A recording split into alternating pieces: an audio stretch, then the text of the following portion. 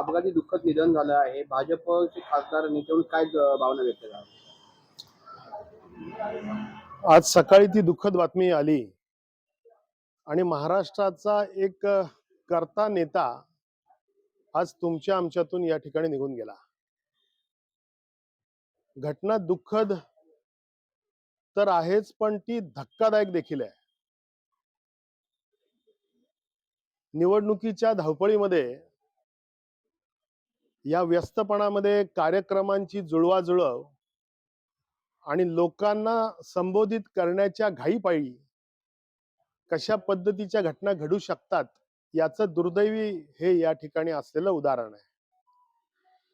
ज्यांना महाराष्ट्र माहिती होता, महाराष्ट्रातल्या सर्व राजकीय सामाजिक घटना ज्यांना माहित होत्या, महाराष्ट्राचा ज्यांचा खूप जवळून अभ्यास होता, अशा 2-4 पुढाऱ्यांपैकी दादा एक होते.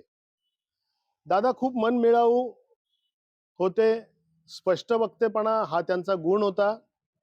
आमच्यासारखा नवोदित कार्यकर्ता ज्यावेळी विधिमंडळाचा जेव्हा सदस्य झाला, तेव्हा बोलताना होणाऱ्या चुका व्यवस्थितरित्या समजावून देणं, आणि प्रतिनिधी कोणत्याही पक्षाचा जरी असला तरी सुद्धा त्यांनी लोकशाहीची मूल्य जपली पाहिजेत आणि सदनातील परंपरा त्यांना ज्येष्ठांनी अवगत करून दिल्या पाहिजेत, अशा विचारांचे ते इथे होते.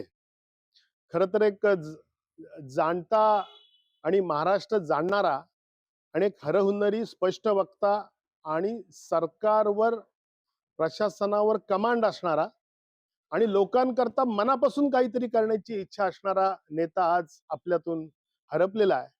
मी, माझे कुटुंबीय आणि विशेषतः माझा पक्ष यांच्या, आम्ही सर्व मंडळी, पवार कुटुंबियांच्या, राष्ट्रवादीच्या कार्यकर्त्यांच्या आणि अर्थातच तमाम महाराष्ट्रातल्या जनतेच्या दुःखामध्ये या ठिकाणी आम्ही सामील आहोत. टाइम्स डिजिटलला लाईक करा, सबस्क्राईब करा, शेअर करा आणि बेल आयकॉन दाबायला विसरू नका. पाहत रहा टाइम्स डिजिटल.